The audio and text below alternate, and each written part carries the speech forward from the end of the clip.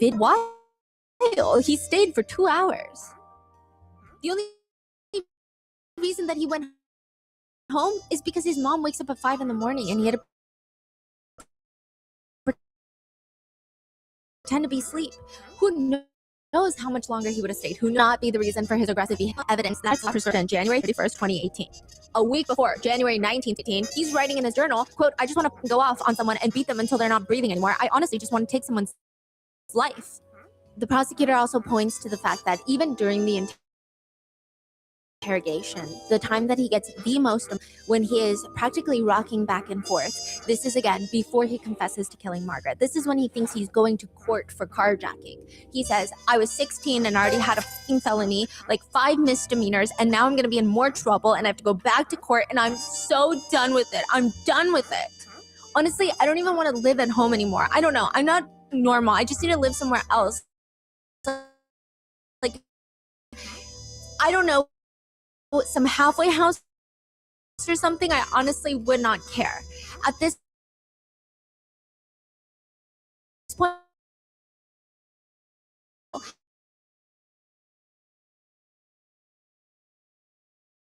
I know I might have to deal with it for like another next 9 months, and this is what makes me so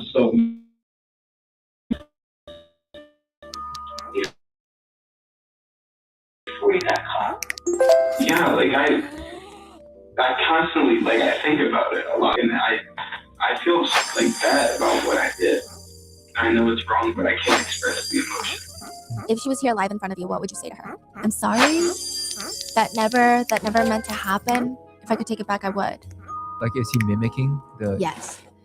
None of these are actual descriptions of feelings. These are what people call dead phrases. So when you're like, I guess when you're writing or reading or even speaking, there's things, dead phrases. If I could take it back, I would. It doesn't really actually mean anything, and it's been overused to the point where it does not evoke a feeling. Yeah. You're not describing a feeling. You're almost just saying things. Yeah, absolutely. Yeah. He's just saying what he thinks he needs to say. Yeah, there's no emotion behind his words. No. So scary. And he also talks about how his dad is going to be so upset, and he says, "I know it's going to ruin our family name." That's what he says. It's going to ruin their family name. See, so, okay, it gives the feeling is he understands the consequences, what this means, how bad this is, what's going to happen. He heard enough of it, he knows it, but he has no attachment, nothing. There's no emotion behind any of these, right? No. That's what's so terrifying about. The only emotion he has is when he is facing prison and court. Yeah, and even that, like, it doesn't sound like he is. It's still different. Like, it's like he's annoyed by it. Yes, it's like agitating versus devastating. Yeah. Eventually, Gavin pleads no contest and is found guilty November 2018 of all the charges against him, including aggravated murder, aggravated burglary, kidnapping, gross abuse of a corpse.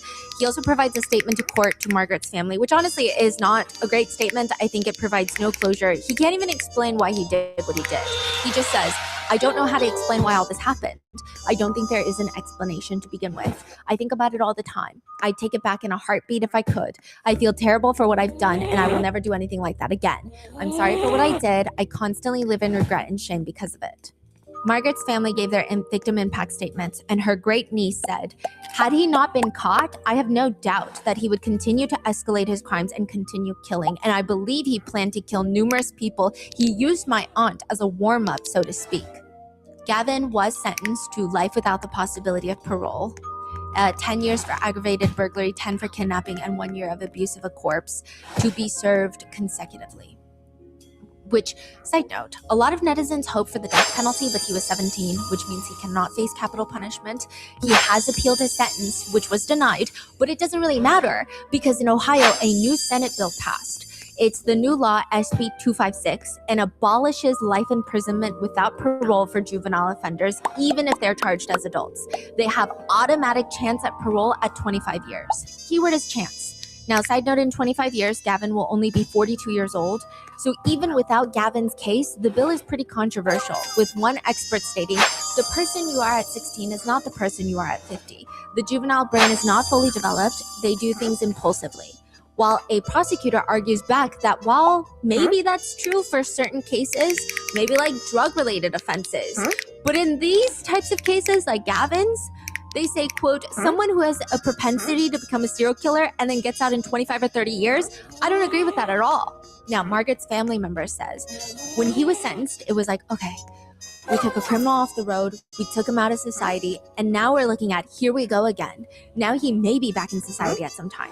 Which I don't even think that they're opposed to rehabilitating teens. Margaret's family member just says, it puts all of these juvenile criminals into one box, whether they were being reckless and shooting a gun that accidentally killed someone, or if they're committing these devious plotting crimes like Gavin did. He will murder somebody and torment somebody and kill somebody again. One senator argues, the bill was looking at many of those cases where people have changed and turned their lives around, became good model prisoners, and done everything right. They made a mistake when they were juveniles and were sentenced as adults. In no way does this new law guarantee release for offenders, only an opportunity for parole if they can show that they are truly rehabilitated. And while I get that, how do you really know? Sure, the judge presiding over the case said that Gavin is irreparably corrupt and unfit to re-enter society, but it won't be the same judge that determines if he gets probation. And what you see on the probation records is kind of a watered down version of the actual facts of the case. It's not going to be as in-depth. You're not going to get the emotions of the family members, the victim impact statements. You're not going to have as much of that involved. And of course, people like Gavin are really good at faking remorse. This is how he writes about himself. He has a profile on the website writeaprisoner.com. He's looking for pen pals. And it reads, Gavin Ramsey is 23 years old and incarcerated in Ohio, USA. He states he is an Aries, a Christian, but not seeking prayer partners, and he's straight. And his profile reads, hey there, I'll keep it short and sweet, and if I spark your curiosity, you're more than welcome to write to me. I'm looking for people who are interested in spirit, soul, and body growth and development. I enjoy conversations that delve far beneath the surface, and I love to laugh and see people smile as well. I believe everybody has something beautiful to contribute to the people and places around them, but it takes the right person to unearth so great a gem. Perhaps I'm that person for you. Perhaps you're that person for me. I enjoy writing music and poetry. I play sports and have a high regard for my health and fitness. I also crochet, which is more therapeutic than I originally thought, but only in prison would I learn such a craft. LOL. I'm in college and I'm always searching for proactive ways to mature as an individual, both for myself and for those around me. I believe if you want to see a difference, you have to be the difference. This gives me he's amping up for parole in 25 years. He says, thus I invite you to come be a difference with me. I look forward to hearing from you. Smiley face. He will be eligible for parole when he's 42 years old in 2043. Margaret's family says it's terrifying. They say several family members chose to give victim impact statements at his sentencing. Before his sentencing, they have to give victim impact statements. They don't know what his sentence is going to be. They know that he's been found guilty, but they don't know the sentence. He could be out and about. They said, we know that if we put our true thoughts in our statements, Gavin would be able to read and hear them. And we discuss the risk of giving him fuel for the rage he carries inside him, knowing that at some point he might be released from prison while my siblings and I are still alive. He's relatively young and knowing he may come after us. But we all decided to move forward with our statement and trusted that the criminal justice system would ensure that justice as well as our safety and the community safety would be prioritized when sentencing. The amount of relief when we found out that he had life without parole, immeasurable. That relief is now gone because of SB 256. We now spend every day worrying about Gavin's release. His release may happen not only when my siblings and I are still alive, but when my parents are alive. So this is the great niece, Cindy and Howard's daughter. Wow. I still have nights when I need to check closets and under the bed out of paranoia. I still have nights where I wake up suddenly and have to put my gun next to me on the bed in order to feel safe. If he wasn't concerned about getting home prior to his parents waking, how much longer would he have stayed with Margaret? What else would he have done? I mean, I think I can feel that, like, because his crime is so senseless, so unreasonable. Like, this is truly a mind of a serial killer. So Yes. you feel so terrified because there's no closure. You can't predict how this person is going to act. Because I think we as humans all run on a system of calculating other people's risk tolerance. It's, I don't believe this person will kill me because then they will forfeit this. They have this risk of what happens to them. But it truly seems he does not care for that. He actually likes the thrill of taking risks. So it's very unpredictable, I'm sure, is the feeling, and so scary. They say our sense of safety has forever changed. But they're going to fight every parole hearing, every chance that he's going to be free, or every chance he could be free, they're going to be there. Many netizens have also said it's scary because in court, he's very polite to the judge. He presents as a very well put together young man. And the top comments read, was he this polite when he was murdering a defenseless elderly lady?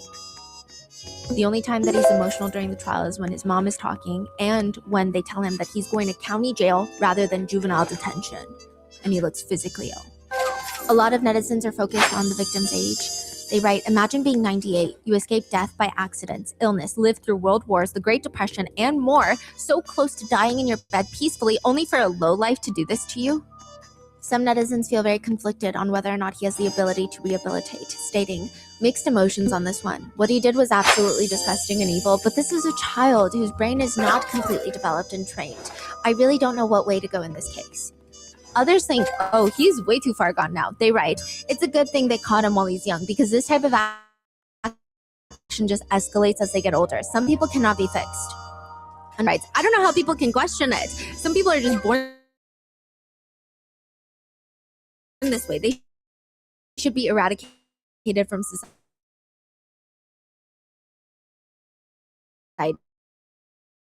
You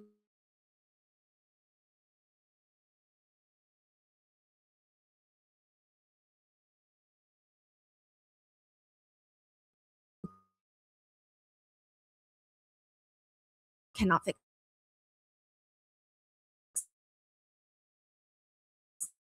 them.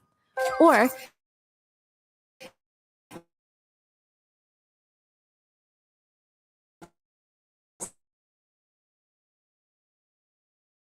Senate Bill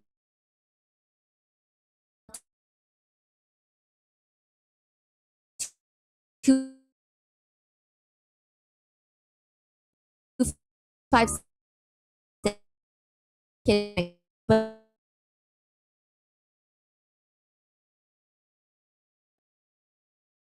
and coddle him. She raised that. She should be ashamed. Yeah, well, so is the justice system who gave him life sentence with parole now. Another comment just points out, if a detective ever asks you, what do you think should happen to the person that did this? Just know that you are their suspect, LOL. And that is where we are with this case. What are your thoughts? Do you think that he can be rehabilitated? Can someone this far gone be rehabilitated or no? What are your thoughts? Let me know in the comments. And I will see you in the next one. Be safe. Bye.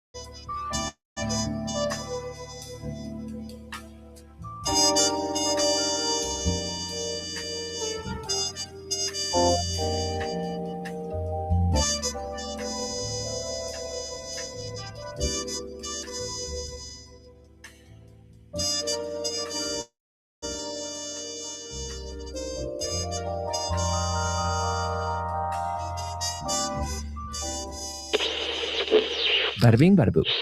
The first time it happens, everyone comes up with their own explanations for it. You know, the mind can do very silly things. She was just zoning out and happened to be staring there. It wasn't intentional. Sang's mom had set the table. She has a plate for herself, a plate for her husband, and a plate for her daughter Sang. And there's this one spot where there's no plate set out and there's just an empty chair because tables usually have sets of 4 place settings rather than 3. Then Sang's mom keeps staring at this empty chair and she's almost smiling towards the chair as if somebody is sitting there sharing this invisible meal with the family. People thought maybe she's just reminiscing of an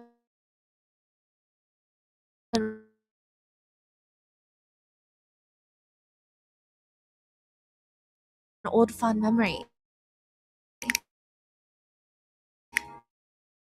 Sang's dad tells her, you know how your mother is? Don't get too freaked out. She's just been tired with every dinner. It happens again. But this time, the mom turns to her daughter and tells her, so you have food for Nunu. It's like her mom is... Everyone in the neighborhood is starting to get freaked out by their family. The first few times, everybody was understanding, but now it's been months. And it is clear Sang's mom has lost her mind. They say she lost her marbles. Sometimes the wind would blow and Sang's mom would sit up in the bed. Her eyes are glazed over. Did you hear that? Did you hear that? Hear what, Mom? It's just the wind. It's okay. No. Nunu is calling me. Nunu is calling me. I've got to go. Did you hear that? She would run out of the house, banging on the neighbors' doors. Nunu called me. Did anybody hear in which direction Nunu's voice was? Anybody seen Nunu? The family tried everything. They brought her to a doctor to treat her at home. They put an IV in her, and for 2 seconds, the doctor and Sang and the dad are outside talking about the mom's condition, and the mom runs outside with the IV bag still attached to her, running through the woods, screaming, Nunu, where are you? Nunu. They wouldn't find her until late that night. The IV bag is still attached to her vein, but because it's absorbed all the liquid into her body, the negative pressure is causing the IV bag to slowly fill with her blood. And she's just sitting there, leaves in her hair, screaming, Nunu, where are you? Like the IV bag sucked the blood out of her? Yeah. If Sang had to pinpoint where this all started, when her mom started losing her mind, she could, because it all starts with this little doll with creepy eyes. I mean, there was something seriously wrong with that doll. The minute that she brought that doll home, everybody felt it. It had the kind of eyes that follow you around as you move. But that doll is no longer here. And neither is Sang's sister, the doll's owner. Nunu is gone. Just a little 5-year-old girl nicknamed Nunu, and her doll disappeared into thin air. Everyone in the neighborhood thought she was dead, but nobody would hear from her until 26 years later. She comes back with a very crazy story. She had been kidnapped and trafficked, and she was gonna hunt her trafficker down. She was gonna kill her trafficker.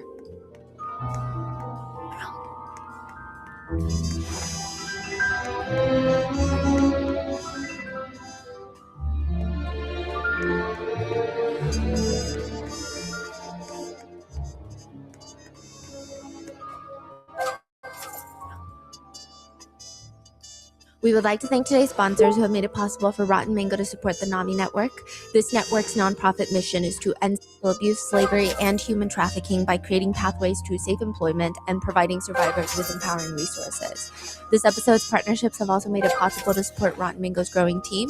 We would also like to thank you guys for your continued support as we work on our mission to be worthy advocates. As always, full show notes are available at rottenmangopodcast.com. A few disclaimers for this case. There are heavy mentions of sexual abuse, human trafficking. Please take care of yourselves, and if you need a break, we'll see you in the next one. We also worked with our Chinese translators on this, but please let us know if anything is mistranslated, miscommunicated, or anything that we missed down in the comments. As well as, Nunu published a book on her first-hand account on everything that's happened. It's called A Path Blooming with Flower. Our Chinese researchers read it to help gather the data for this case, so most of the in-depth descriptions of events are thanks to her book. She was really able to convey the feeling of these very intense moments and how she reacted, and even recall all these small details that help build this picture of everything that's led to this. So with that being said, let's get started. July 14th, 2023. It's kind of a strange day. Everybody is gathered in this big, giant room, and they're all hoping, God willing, fingers crossed, okay, that the 61-year-old lady croaks and dies. They are gathered here today to hope that this 61-year-old senior citizen plops dead. They hope that they put her in the van and just kill her. Listen, that's what people are saying and wishing for. That's not what I'm saying. It's just not exactly what you would call normal. But 61-year-old Hua is not normal. She's got this skeletal frame, to put it lightly. She resembles an anatomically correct medical skeleton wearing clothes. Her shoulder bones look like they're gonna break through her thin white shirt. And even though it's summer, she's so old and frail that she just looks cold. If you know nothing about this woman, but you know that this entire room wants her to die, you might think that everybody else is the problem. How could they possibly wish ill health on this nice little lady? She probably can't even see well. But then, this old lady looks up at the 31-year-old woman on the stand, and there is something about her beady little eyes. Her eyelids are drooping, which is a natural inconvenience that comes with aging. The look that she's giving the 31-year-old woman on the stand, it's a death glare. And then she picks up her hand, points a bony little finger at her, and spits, "You're a liar." The way she's going after this young woman, it is clear that they have history. And they do. It goes back 26 years to when the old lady Hua kidnapped and sold the woman on the stand. For the past 26 years, that little girl grew up and started hunting down her own trafficker. The 61-year-old woman that everyone calls the human devil, a trafficker so evil, she would even sell her own son. What? Yeah. She trafficked her own son? That was her very first trafficking victim. There's this ongoing debate on whether or not some people have lived a past life. Or maybe, I don't know, we've all lived a past life, but we just don't remember it. It's just like few people, they remember such odd details that they make the news. One parent writes on Reddit, "My youngest was around 4 years old, and she would tell me about how warm and cozy she felt inside my belly, and how cold and scary it was to be born, and how the hardest part about being born was that she, quote, used to know everything, but now she doesn't know anything again." I would give her the space to talk, but her frustration at almost being able to remember everything was palpable. Another reads, "When I was 4, my parents and I went to my aunt's farm, and the wind started picking up, and I looked back at my parents and said, 'Gotta tie the hay bale down in the wind. That's how David died.'" 4 years old. To this day, nobody knows who David is. That's kind of how Nunu, a young woman from China, felt. For the first few years, she didn't really know what was real, what's not real, or what could have been a previous life, or maybe she's like imagining things. Maybe she has a problem that she needs to handle. Her grandmother would tell her, "Hey, you've been abandoned by your family, and that's why I'm your grandmother. I took you in because you had nobody else. I mean, what was I supposed to do? Let you freeze to death? Your family abandoned you." It made sense because otherwise, why would she end up with this random family that she's never met before and call this old random lady her grandmother, unless the story is true? But it's like this weird part of Nunu either lived a previous life and she remembered, or something's not adding up because she has these short little visions, these little memories. They feel like memories where she's not abandoned. Her parents love her. She remembers that. It's so vivid. She even remembers, or she has this vision, of course, of going dress shopping with her parents. And when she is not able to pick between the 5 different dresses, her dad would throw his hands up in the air and say, let's just get them all. She remembers playing in the back with this, feels like an older sister, and falling down when she would run, and her parents made sure she felt better at night. I mean, how does she remember all these things so vividly if they never happened to her? Maybe it happened to her in a previous life? Or perhaps it's like a fake memory her brain created to keep her safe from the truth. Or maybe it's the truth. A few years ago, a series of videos start going viral on Douyin. Douyin is like the TikTok of China, the original TikTok.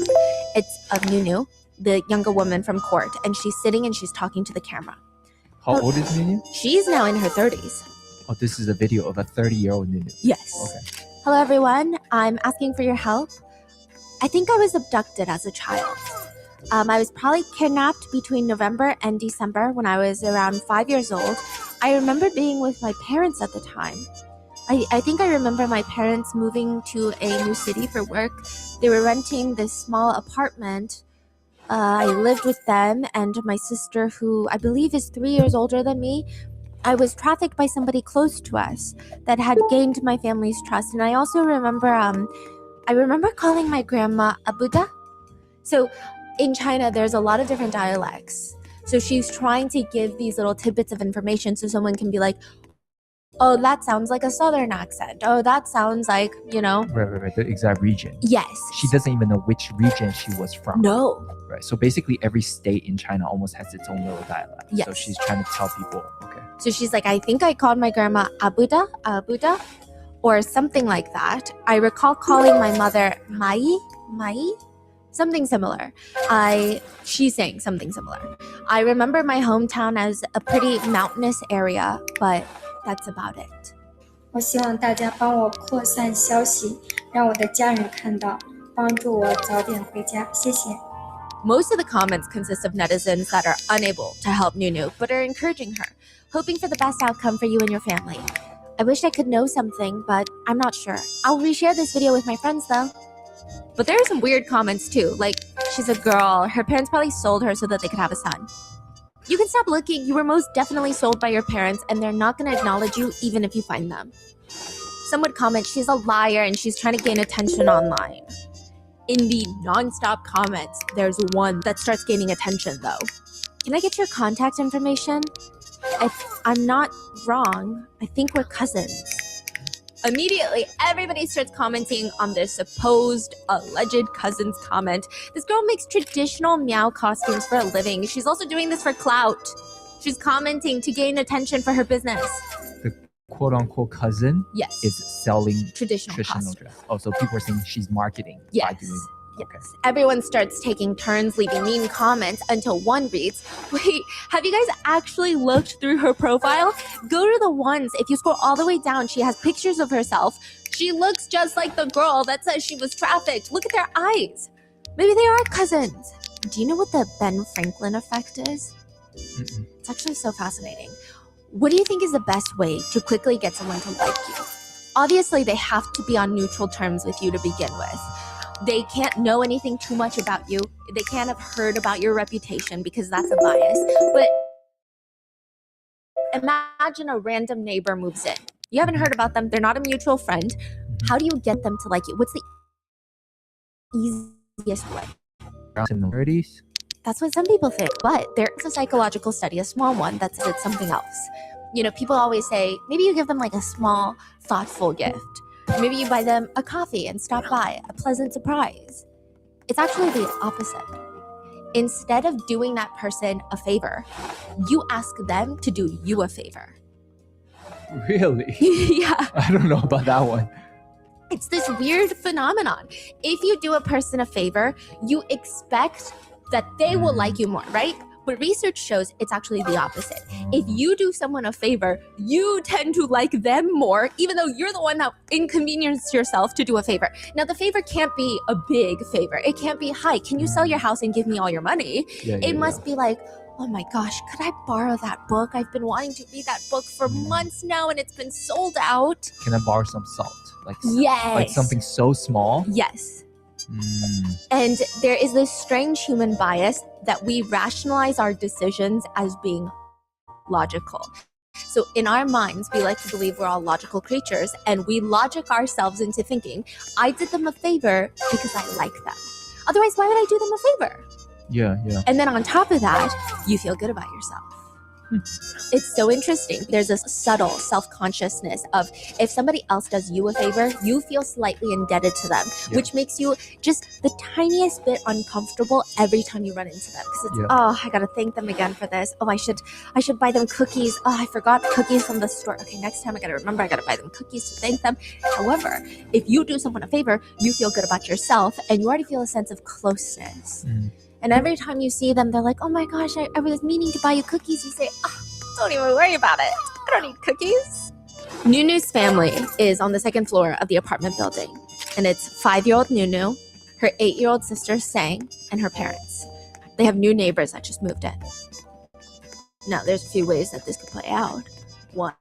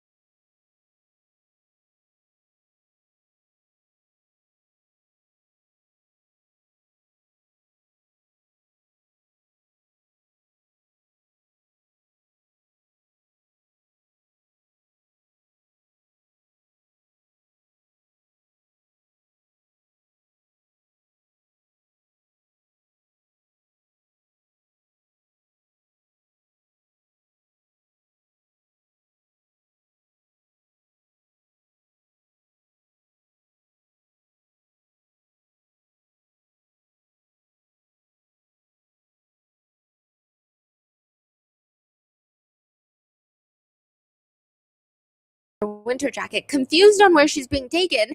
And this is the start of 26 years without her family.